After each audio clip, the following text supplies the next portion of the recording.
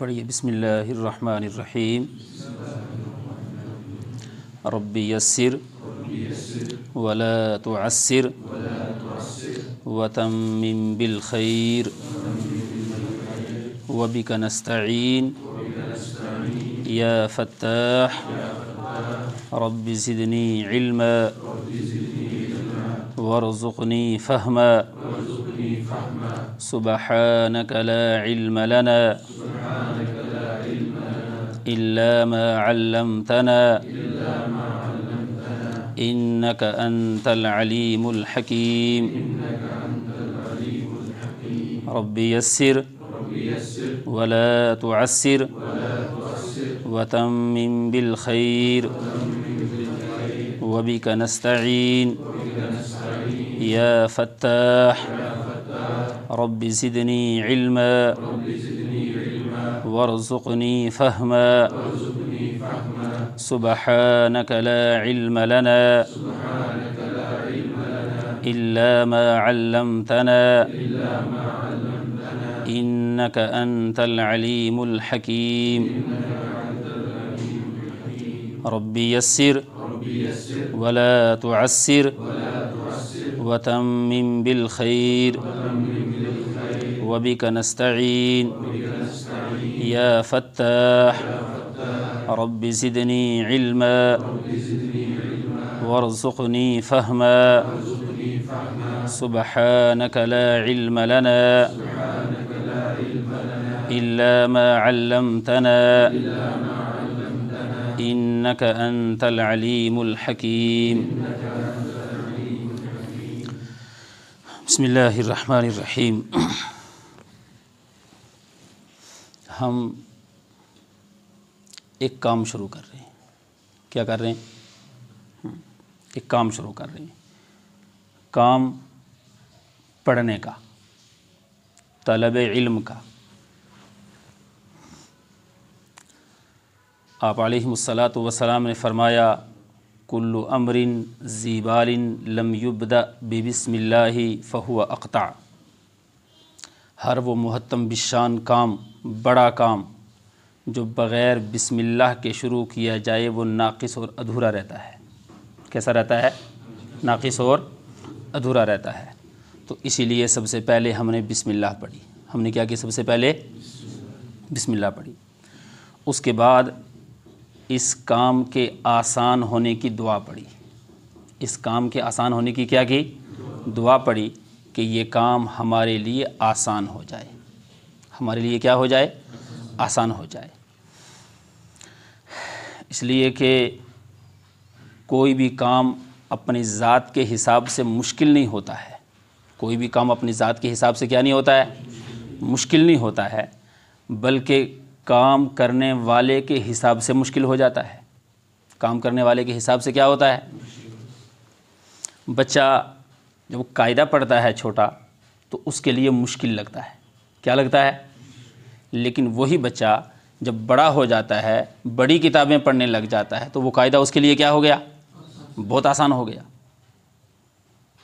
اب پہلے مشکل ہو رہی تھی لیکن بعد میں کیا ہو گیا؟ آسان۔ تو اپنی ذات کے حساب سے مشکل نہیں تھا، اپنی ذات کے حساب سے کیا نہیں تھا؟ اب جس آدمی نے سورہ فاتحہ یاد نہیں کی ہوئی ہے، جب یاد کرے گا تو اس کو کیا لگے گی؟ مشکل لگے گی۔ لیکن جن نے یاد کی ہوئی ہے ان کے لیے سورہ فاتحہ مشکل ہے؟ مشکل نہیں ہے ان کے لیے۔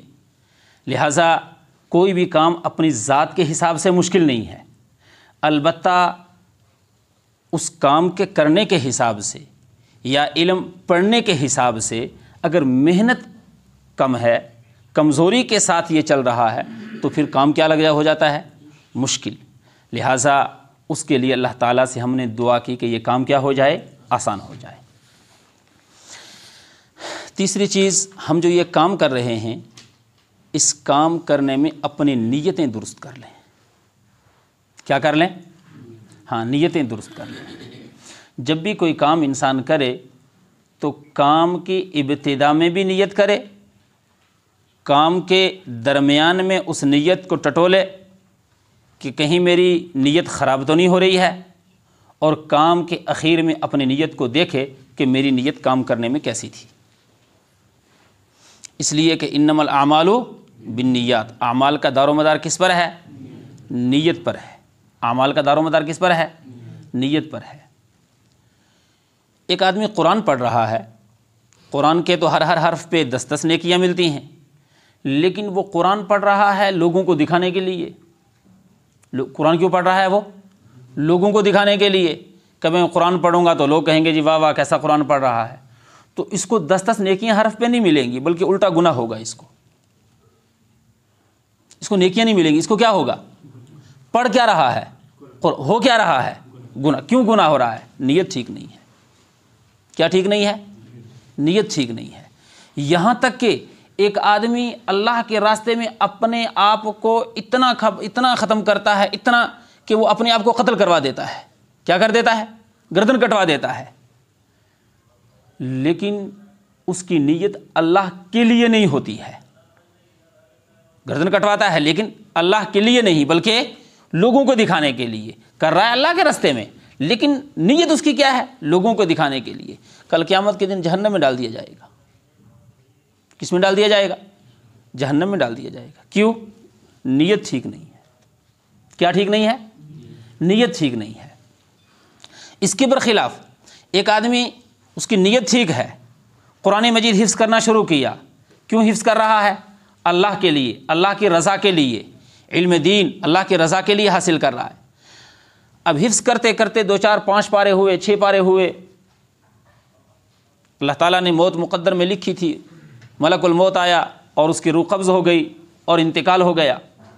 کل قیامت کے دن جب یہ میدان محشر میں آئے گا تو پورا کا پورا حافظ قرآن ہوگا۔ پورا کا پورا کیا ہوگا؟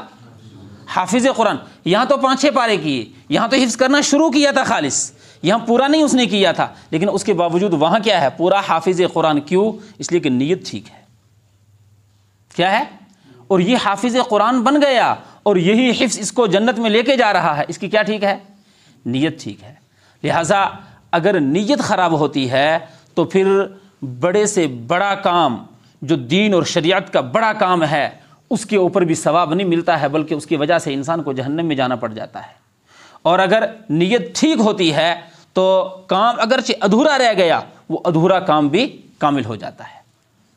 تو اس لیے اکابرین بزرگان دین یہ فرماتے ہیں کہ کوئی بھی کام شروع کریں تو ایک تو پہلے نیت ٹھیک کر لیں۔ کیا کریں؟ نیت ٹھیک کریں کہ بھئی کوئی بھی کام ہے وہ اللہ کی رضا کے لیے ہے۔ کس کے لیے ہے؟ اللہ کی رضا کے لیے۔ جب اللہ کی رضا کے لیے کام کریں گے تو پھر آپ جہاں جہاں سے چل کر آئیں گے تو آپ کے قدموں کو بھی کل قیامت کے دن میزان کے اندر، ترازو کے اندر تولا جائے گا۔ چلنے والے قدم بھی کیا کیے جائیں گے؟ اب ایک آدمی اپنے کمرے سے، ہاسٹل سے یہاں مسجد میں آیا پڑھنے کے لیے، 5 6 مہینے پڑھا لیکن اس کو کوئی فائدہ نہیں ہوا، اس کو کوئی علم آیا نہیں، تو وہ یہ نہ سوچے کہ بھئی میرا آنا جانا ضائع ہو گیا۔ نہیں، یہ جو چل کے آ رہا تھا، یہ چل کے آنا، یہ بھی کل قیامت کے دن نیک اعمال کے اندر لکھا جائے گا۔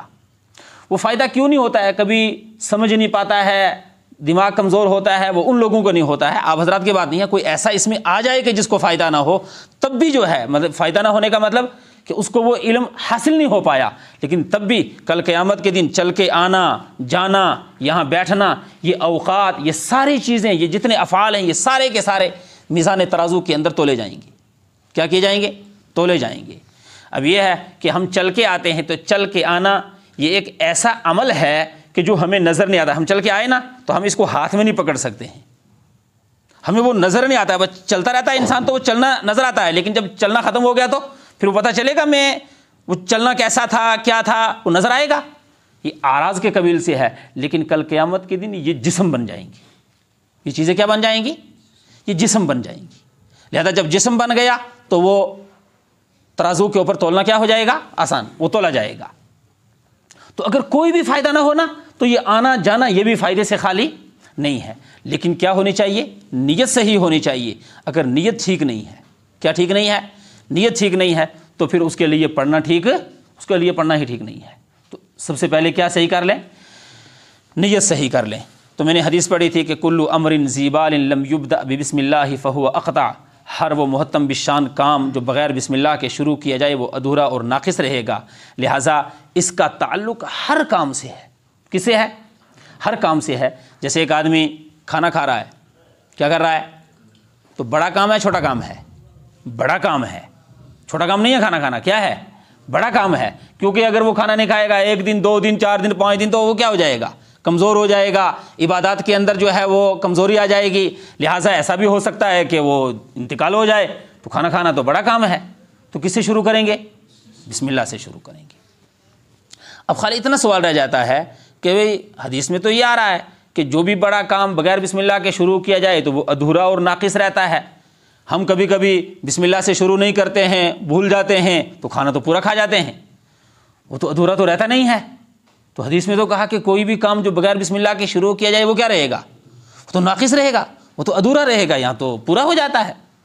اسی طریقے سے انسان وضو کرتا ہے تو بغیر بسم اللہ کے وضو شروع کیا تو وضو تو پورا ہو جاتا ہے. کوئی آدمی ایسا نہیں دیکھا کہ جس نے بغیر بسم اللہ کے وضو کیا ہو اور چہرہ دھویا اور بازو دھویا تو اس کے بعد وہ دھو ہی نہیں سکا, ایسا ہے؟ وہ تو پورا ہو جاتا ہے. تو محدثین نے بیان فرمایا کہ دیکھیے کوئی بھی کام انسان شروع کرتا ہے, کوئی بھی کام دنیا کے اندر انسان کرتا ہے تو اس کے 2 مقصد ہیں. کتنے مقصد ہیں؟ اس کے 2 مقصد ہوتے ہیں. ایک مقصد ہوتا ہے دنیاوی, ایک مقصد ہوتا ہے اخروی. ایک مقصد ہوتا ہے دنیاوی, ایک مقصد ہوتا ہے اخروی. جیسے ایک آدمی وضو کر رہا ہے تو دنیا کا مقصد یہ ہے کہ اس وضو سے اس کی نماز ٹھیک ہو جائے, اس وضو سے قرآن مجید کو یہ ہاتھ لگا سکتا ہے, قرآن مجید چھو سکتا ہے. اور اخروی مقصد یہ ہے کہ یہ وضو, اس وضو سے ہی ثواب ملے. نماز کا ثواب ہو تو نماز, اس وضو سے ہی کیا ملے؟ ثواب ملے. تو وضو کے کتنے مقصد ہو گئے؟ 2. دنیا کا مقصد یہ ہو گیا کہ نماز درست ہو جائے, قرآن مجید چھو سکے, یہ دنیاوی مقصد ہے. اور اخروی مقصد یہ ہے کہ اس وضو کے اوپر کیا مل جائے؟ ثواب مل جائے. اگر کوئی بغیر بسم اللہ کے وضو کرے گا تو دنیاوی مقصد تو حاصل ہو جائے گا, اخروی مقصد نہیں حاصل ہوگا. بغیر بسم اللہ کے وضو کیا تو اس وضو پہ کیا ہو جائے گا کہ یہ نماز پڑھ سکتا ہے, کوئی بات نہیں, نماز کے لیے وضو ہو گیا اس کا, قرآن مجید یہ چھو سکتا ہے, وضو اس کا ٹھیک ہے. لیکن اس وضو کے اوپر, وضو کرتے ہوئے ہی اس وضو کے اوپر ہی ثواب ملے, اس وضو پہ نہیں ملے گا. ہاں وہ نماز پڑھ رہا ہے, نماز پہ ملے گا, لیکن اس وضو پہ ہی نہیں ملے گا. کیوں؟ اس نے بسم اللہ نہیں پڑھی ہے. اس نے کیا نہیں کیا ہے؟ بسم اللہ نہیں پڑھی ہے. اسی طریقے سے کھانا کھا رہا ہے تو کھانا کھانے کے بھی 2 مقصد ہوں گے. ایک مقصد یہ ہوگا کہ انسان کھانا کھائے, پیٹ بھر جائے, جس سے خون بنے, انسان کو جسم میں طاقت آ جائے, گویا دنیاوی زندگی بہتر ہو جائے. ایک مقصد یہ ہے کھانا کھانے کا. اور دوسرا مقصد یہ ہے کہ اسی وضو سے, یہ اسی کھانا کھانے سے کیا ملے؟ ثواب. اس کھانا کھانے کے اوپر کیا ملے انسان کو؟ ثواب ملے. لہذا اگر بسم اللہ سے کھانا شروع کیا تو ثواب بھی ملے گا اور جسم کا فائدہ بھی ہوگا. لیکن اگر بغیر بسم اللہ کے کھانا شروع کیا تو 2 میں سے 1 حاصل ہو جائے گا, جسم کا فائدہ حاصل ہو جائے گا, لیکن وہ ثواب والا فائدہ حاصل نہیں ہوگا. اب 2 میں سے 1 چیز حاصل ہو گئی, 1 حاصل نہیں ہوئی تو کام کیا ہو گیا؟ ادھورا ہو گیا, ناقص ہو گیا. تو اسی کو حدیث میں فرمایا کہ کل امر ذی بال لم یبدأ ببسم اللہ فہو اخطأ. ہر وہ محتم بالشان کام, بڑا کام جو بغیر بسم اللہ کے شروع کیا جائے وہ کیسا رہے گا؟ ادھورا اور ناقص رہے گا. یہ کتابیں پڑھتے ہوئے بھی, کوئی کام شروع کرتے ہوئے بھی, کوئی بھی کام ہو, دنیاوی کام ہو, اخروی کام ہو, کوئی بھی کام ہو, ہم جو ہے وہ چاہے دینی کتابیں پڑھ رہے ہوں, دنیاوی کتابیں پڑھ رہے ہوں, کچھ بھی پڑھ رہے ہوں, تو اس کے اندر بسم اللہ ضرور پڑھیں. کیا کریں؟ بسم اللہ ضرور پڑھیں. اچھا, بعض کی عادت ہوتی ہے کوئی بھی کتاب اٹھائی تو پہلے پڑھیں گے اعوذ باللہ من الشیطان الرجیم. تو ہر کتاب میں اعوذ باللہ من الشیطان الرجیم نہیں پڑھنا ہے. کیوں؟ اس لیے کہ فَإِذَا قَرَأْتَ الْقُرْآنَ فَاسْتَعِذْ بِاللَّهِ مِنَ الشَّيْطَانِ الرَّجِيمِ. یہ اعوذ باللہ من الشیطان الرجیم قرآن مجید کے ساتھ خاص ہے. کس کے ساتھ خاص ہے؟ قرآن مجید کے ساتھ خاص ہے. اعوذ باللہ تو اس وقت پڑھا جائے جب قرآن مجید, فَإِذَا قَرَأْتَ الْقُرْآنَ, جب آپ قرآن مجید کی تلاوت کریں, فَاسْتَعِذْ بِاللَّهِ, تو اللہ تعالیٰ کی پناہ لے لیں. کوئی اعوذ باللہ من الشیطان الرجیم کہاں پڑھیں گے؟ قرآن مجید کے اندر. لیکن بسم اللہ وہ ہر کام کے اندر بسم اللہ پڑھیں گے. بسم اللہ بھی پڑھ لی ہم نے, دعا بھی کر لی, اور ہم نے اپنی نیتیں بھی ٹھیک کر لی. نیتیں بھی کیا کر لیں؟ ٹھیک کر لی. نیت کا تعلق دل سے ہے. نیت کا تعلق کس سے ہے؟ دل سے ہے. اپنے اپنے دل کے اندر اپنی اپنی نیتیں بھی ٹھیک کر لی. اس کے بعد ہم جو پڑھنا چاہ رہے ہیں وہ عقائد. کیا پڑھنا چاہ رہے ہیں؟ عقائد. عقائد اسلام کی بنیاد ہے. عقائد کیا ہے؟ اسلام کی بنیاد ہے. اگر ایک آدمی کے عقائد ٹھیک نہیں ہے تو پھر گویا وہ آدمی مسلمان نہیں ہے، ایمان والا نہیں ہے. کیا نہیں ہے؟ اور اگر ایمان والا نہیں ہے تو پھر کوئی بھی عمل اللہ کے یہاں قابل قبول ہی نہیں ہے. کوئی بھی عمل کیا نہیں ہے؟ ہاں، قابل قبول نہیں ہے. اس لیے کہ عمل قبول ہونے کے لیے ایمان شرط ہے. عمل قبول ہونے کے لیے کیا شرط ہے؟ ایمان شرط ہے. اور ایمان کے لیے عقائد، جتنے بھی عقائد ہیں وہ سارے کے سارے عقائد جو شریعت نے بتائے ہیں وہ شریعت کے مطابق ہونے چاہیے، اپنے ذہن کی اختراع نہیں ہونے چاہیے. کیا نہیں ہونے چاہیے؟ اپنے ذہن سے گڑے ہوئے نہیں ہونے چاہیے. یا اسی طریقے سے فلاسفہ نے، مناطقہ نے اور فلاں نے چلانے جو چیزیں بیان کرنا شروع کر دیں وہ عقائد نہیں ہونے چاہیے، بلکہ عقائد وہ ہونے چاہیے جو انبیاء نے بیان کیے. تو کس نے بیان کیے؟ ہاں، جب بھی نبی دنیا کے اندر تشریف لاتا تھا تو اس کی دعوت عقائد کے بارے میں، ایمان کے بارے میں، یعنی عقائد کے بارے میں ہوتی تھی. پھر جو جو ایمان لے آیا، جس کے عقائد ٹھیک ہو گئے تو گویا وہ آگے دوسرے لوگوں کو جو ہے ان عقائد کے اوپر چلاتے رہتے تھے. جب نبی دنیا سے چلے گئے اور پھر جو ہے نبی کے بعد کچھ نسلیں چلی گئیں تو آہستہ آہستہ عقائد بگڑنا شروع ہو جاتے ہیں. آہستہ آہستہ عقائد کیا ہو جاتے ہیں؟ بگڑنا شروع ہو جاتے ہیں. ماحول، حالات ایسے ہوتے ہیں، جیسے ہم عام طور پر ہندوانہ تہذیب کے اندر رہتے ہیں تو ہندوانہ تہذیب کی کچھ رسمیں ہمارے اندر ایسی آ جاتی ہیں کہ پھر ہم انہی کو اپنا عقیدہ بنا لیتے ہیں. ہندوانہ تہذیب کی کچھ رسمیں ایسی آ جاتی ہیں کہ پھر ہم انہی کو کیا کر لیتے ہیں؟ عقیدہ بنا لیتے ہیں. جب تک ہم اسلامی عقائد سیکھیں گے نہیں، وہ جو ہندوانہ تہذیبیں تھیں، وہ جو رسمیں تھیں، وہ رسمیں انہی کو ہم عقائد بنانے لگ جاتے ہیں، انہی کے اوپر ہم پختگی حاصل کرتے ہیں اور پھر ہم انہی کو ہم اسلامی عقائد کہنے لگ جاتے ہیں، جس کی وجہ سے کل قیامت کے دن ہم جب میدان محشر میں پہنچیں گے تو ہمارے پاس ایمان ہوگا ہی نہیں. اور اللہ تعالیٰ تو فرمائیں گے کہ بھئی وہ تو تم نے ہندوانہ رسمیں ان کو عقائد بنایا ہوا تھا اور اپنے ذہنوں سے اختراع کیا ہوا تھا، اپنے ذہنوں سے گڑا ہوا تھا. آئی بات سمجھ میں؟ اس لیے شریعت ایک تو ہے عقائد، کیا؟ پھر عبادات، معاملات، معاشرت، اخلاقیات. 5 چیزیں مل کر شریعت بنتی ہے. 5 چیزیں مل کر کیا بنتی ہے؟ شریعت. کون سی 5 چیزیں؟ عقائد، عبادات، معاملات، معاشرت، اخلاقیات. ان 5 میں سب سے پہلے عقائد ہیں. ان 5 میں سب سے پہلے کیا ہیں؟ ہاں، ان 5 میں سب سے پہلے عقائد ہیں.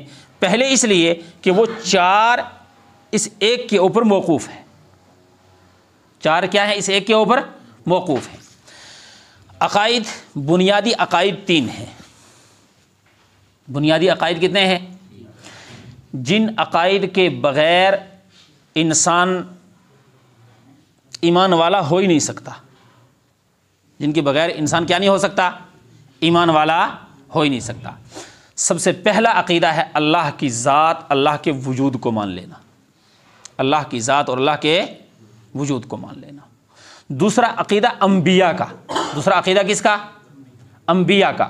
اور تیسرا عقیدہ آخرت کا. تیسرا عقیدہ کس کا؟ آخرت کا. جب یہ 3 عقیدے انسان مان لے گا تو پھر ان 3 عقیدوں کے ساتھ میں اور بہت سارے عقائد چھوٹے چھوٹے ماننے پڑیں گے. جیسے جس کو جو ہے آمنت باللہ و ملائکتہ، ملائکہ و رسولہ، اللہ تعالیٰ کے رسول انبیاء، و کتبہ، اللہ تعالیٰ کی کتابیں، آگے والیوم الآخر، آخرت کا دن، والقدر خیرہ و شرہ، اچھی اور بری تقدیر کس کی جانب سے ہے؟ اللہ تعالیٰ کی جانب سے ہے. تو بنیادی تو 3 کون کون سے؟ اللہ کا وجود، انبیاء اور آخرت. جب انبیاء کو مان لیا تو فرشتوں کو ماننا ضروری، کیونکہ انبیاء نے فرشتوں کے بارے میں بیان کیا ہے جب انبیاء کو مان لیا تو فرشتوں کو ماننا ضروری، جب انبیاء کو مان لیا تو انبیاء پہ نازل ہونے والی کتابوں کو ماننا ضروری۔ اس لیے 3 ماننے سے 2 اور آگے آ گئے، تو کتنے ہو گئے؟ 5 ہو گئے۔ تو سب سے پہلا تھا اللہ کے وجود، اللہ تعالیٰ کا وجود جو ہے، صاحب کتاب فرما رہے ہیں نقول فی توحید اللہ معتقدین بتوفیق اللہ ان اللہ تعالی واحد، ہم کہتے ہیں اللہ تعالیٰ کی توحید میں اعتقاد کرتے ہوئے اللہ تعالیٰ کی توفیق کے ساتھ کہ بے شک اللہ تعالیٰ اکیلے ہیں، ایک ہیں۔ سب سے پہلے ایک ہے اللہ کی ذات اور ایک ہے اللہ کی صفات، ایک ہے اللہ کی ذات اور ایک ہے اللہ تعالیٰ کی صفات۔ کوئی بھی چیز ہوتی ہے نا، اس کی پہلے تعریف کی جاتی ہے کہ بھئی کس کو کہتے ہیں۔ آپ پہ جب کتابیں پڑھتے ہیں تو کتابوں میں پہلے فلاں چیز اس کی تعریف کریں گے کس کو کہتے ہیں، جب وہ تعریف سے پتہ چلے گا یہ چیز کیا ہے تب جا کر آگے نکلتے ہیں۔ تو جب ہم نے کہا اللہ، تو اللہ کی تعریف کرنی ہے کہ اللہ کس کو بولتے ہیں، تو اس کے لیے کہا اللہ هو الذات الواجب الوجود، اللہ هو الذات الواجب الوجود، اللہ وہ ذات ہے جو واجب الوجود ہے، جو کیا ہے؟ المستجمع لجمیع صفات الکمال، جس کے اندر تمام صفات کمال جمع ہوں، جس کے اندر کیا ہوں؟ تمام صفات کمال جمع ہوں۔ گویا 2 چیزیں ہو گئیں، ایک تو اللہ کی تعریف کے اندر آیا وہ ذات جو واجب الوجود ہے، تو اللہ کی ذات کیسی ہے؟ واجب الوجود۔ اللہ کے علاوہ باقی کوئی اور واجب الوجود نہیں ہے۔ جب اللہ کی ذات واجب الوجود ہے تو اللہ کے علاوہ باقی اور کوئی کیا نہیں ہے؟ واجب الوجود، واجب الوجود نہیں ہے۔ دوسرا المستجمع لجمیع صفات الکمال، تمام صفات کمال اس کے اندر جمع ہوں، جتنی بھی کمال کی صفتیں ہیں، یعنی جتنی بھی کمال کی صفتیں ہو سکتی ہیں یا ہیں، وہ ساری کی ساری جس ذات کے اندر جمع ہوں، اس ذات کو کیا کہتے ہیں؟ اللہ۔ اس ذات کو کیا کہتے ہیں؟ اللہ۔ تو کتنی چیزیں ہو گئی اللہ تعالیٰ کی تعریف کے اندر؟ 2 چیزیں۔ کون کون سی؟ واجب الوجود، ایک ہو گئی کیا؟ واجب الوجود، اور ایک ہو گئی تمام صفات کمال جس کے اندر جمع ہوں۔ تمام صفات کمال جمع ہوں، یہ تو آسان ہے، جتنی بھی صفتیں ہیں ساری کی ساری جمع ہوں، ان میں سے ہم جو ہے وہ بہت ساری صفات پڑھیں گے، عقائد کے اندر ہی بہت ساری صفات آئیں گی، وہ پڑھیں گے۔ تو پہلا تھا واجب الوجود۔ وجود اس کی 2 قسمیں ہیں، 3 قسمیں ہیں۔ وجود کی کتنی قسمیں ہیں؟ 3، 2 نہیں، کتنی قسمیں ہیں؟ 3 قسمیں ہیں۔ وجود یعنی موجود ہونا، شیء کا ہونا، وجود۔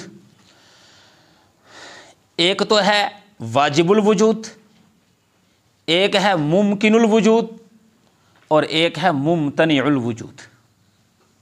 ایک کیا ہے؟ واجب الوجود، ایک ہے ممکن الوجود، اور ایک ہے ممتنع الوجود۔ واجب الوجود تو صرف اللہ کی ذات ہے، واجب الوجود تو کیا ہے؟ صرف اللہ کی ذات ہے۔ اللہ کے علاوہ جتنی مخلوق ہے، اللہ کے علاوہ باقی کیا ہے؟ ساری کی ساری مخلوق ہی ہے۔ اللہ کے علاوہ باقی جتنی مخلوق ہے وہ ساری کی ساری ممکن الوجود ہے، یعنی جو ہے یا جو ہوئی اور ختم ہو گئی یا جو ہونے والی ہے، وہ ساری کی ساری کیسی ہے؟ ممکن الوجود ہے۔ اللہ کے علاوہ جتنی بھی مخلوق ہے، جو ہو گئی، جو موجود ہے، یہ جو آئندہ ہونے والی ہے، اس کا وجود کیسا ہے؟ ممکن۔ کیسا ہے؟ اب دیکھیے، اللہ کا بھی وجود ہے، مخلوق کا بھی وجود ہے، لیکن دونوں کے وجود میں کیا ہے؟ فرق ہے کہ نہیں؟ دونوں کے وجود میں کیا ہے؟ فرق ہے۔ اللہ کا وجود واجب ہے اور مخلوق کا وجود ممکن ہے۔ اللہ کا وجود کیسا ہے؟ واجب، اور مخلوق کا وجود کیسا ہے؟ ممکن۔ بعض چیزیں وہ ہوتی ہیں جو ہو نہیں سکتی ہیں لیکن عقل میں ہیں، جو ہو نہیں سکتی ہیں لیکن کیا ہیں؟ جیسے ہم عربی میں کہتے ہیں لا شیء، کیا کہتے ہیں؟ لا شیء، لا شیء یعنی چیز نہیں، شیء کے معنی چیز، لا کے معنی نہیں، لا شیء یعنی کوئی چیز نہیں۔ اب یہ لا شیء یہ ممتنع الوجود ہے، کیا ہے؟ ممتنع الوجود کا مطلب یہ ہے کہ لا شیء کا وجود ہو ہی نہیں سکتا ہے۔ لا شیء اگر موجود ہو تو ہو نہیں، کیوں؟ اس لیے کہ جب لا شیء کا ہم بالفرض، لا شیء کا بالفرض ہم وجود مانے تو وہ شیء بن جائے گی، وہ کیا ہو جائے گی؟ لا شیء رہتے ہوئے اس کا وجود نہیں ہو سکتا ہے، وہ موجود نہیں ہو سکتی ہے، آئی بات سمجھ میں؟ اس لیے وہ کیا ہو گئی؟ ممتنع الوجود، کیا اس کا وجود کیا ہے؟ ممتنع ہے، محال ہے، اس کا وجود ہو ہی نہیں سکتا ہے۔ تو وجود کی 3 قسمیں ہو گئی۔ اب دیکھیے پہلی جو 2 چیزیں قسمیں ہیں واجب الوجود، تو واجب الوجود کس کو کہتے ہیں؟ واجب الوجود، واجب الوجود کہتے ہیں جس کا ہونا ضروری ہو نہ ہونا محال ہو۔ واجب الوجود کس کو کہتے ہیں؟ اچھا یہ آج کا سبق ہے نا، تھوڑا مشکل لگ رہا ہے، یہ ہے مشکل ہے، آگے مشکل نہیں ہوگا اتنا کہ کبھی آئندہ سے آپ آئیں نا کہ بھائی اتنا مشکل سبق ہے تو اب جو ہے جا کر کریں گے کیا، سمجھ میں نہیں آ رہا ہے۔ تو آج کا سبق ہو سکتا ہے آئندہ کا بھی 1-2 سبق مشکل ہوں گے، تو پھر بہت آسان سبق ہے، مشکل نہیں ہے یہ، کیونکہ یہ اصطلاحات ہی کیا ہیں؟ تھوڑی مشکل ہیں، یہ سمجھ لی تو بس پھر سارا کا سارا سمجھ میں آ جائے گا۔ تو واجب الوجود کس کو کہا جاتا ہے؟ جس کا ہونا ضروری ہو نہ ہونا محال ہو، جس کا ہونا کیا ہو؟ ضروری ہو، نہ ہونا محال ہو۔ دونوں چیزیں یاد رکھنی ہیں، ہونا ضروری، نہ ہونا محال۔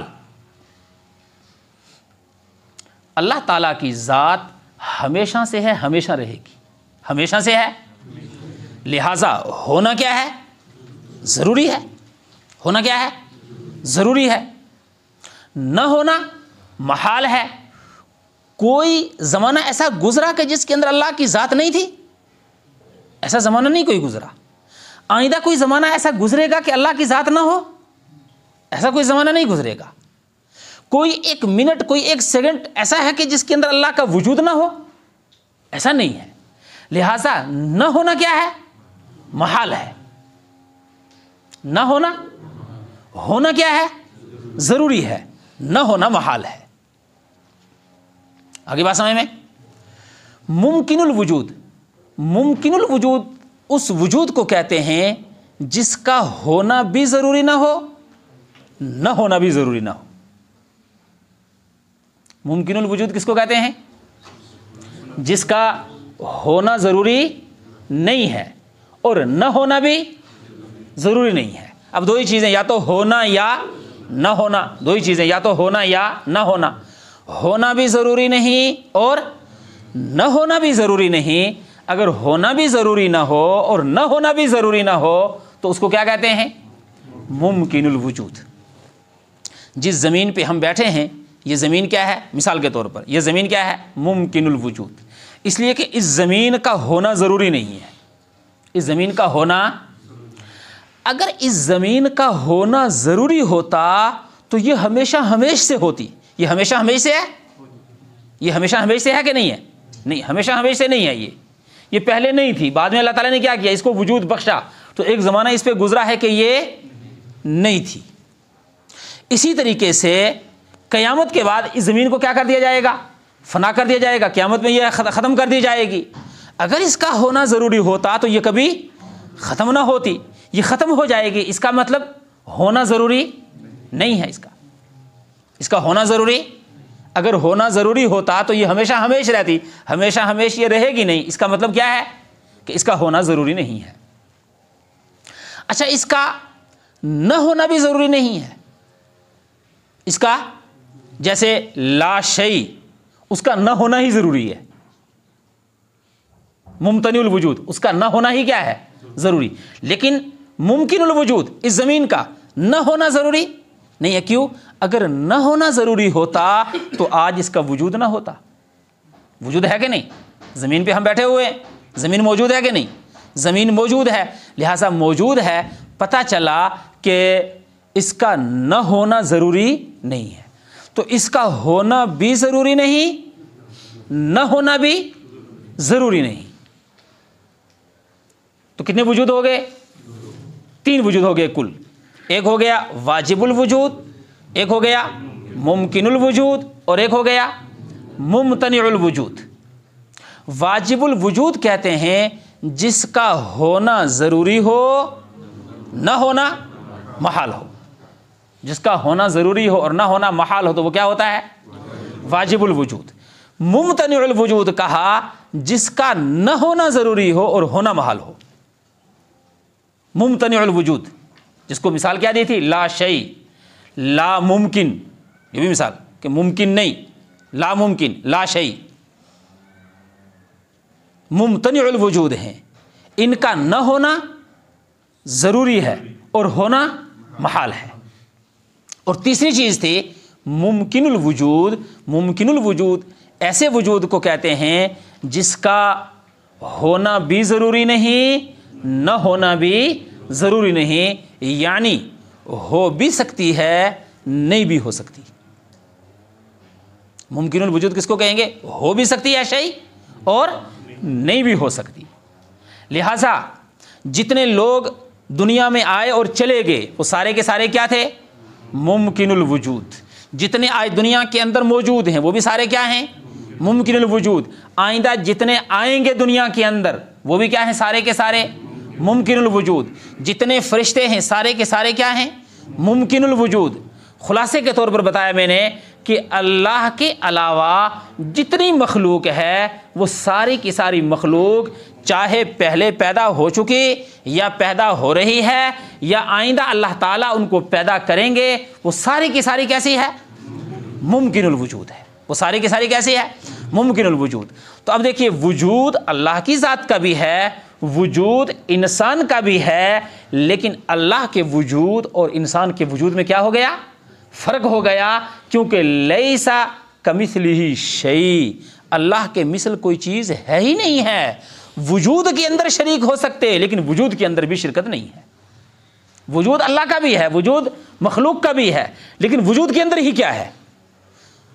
مثلیت نہیں ہے، ایک ہی جیسا وجود نہیں ہے، بلکہ اللہ کا وجود کیسا ہو گیا؟ واجب الوجود، اور باقی مخلوق کا وجود کیسا ہو گیا؟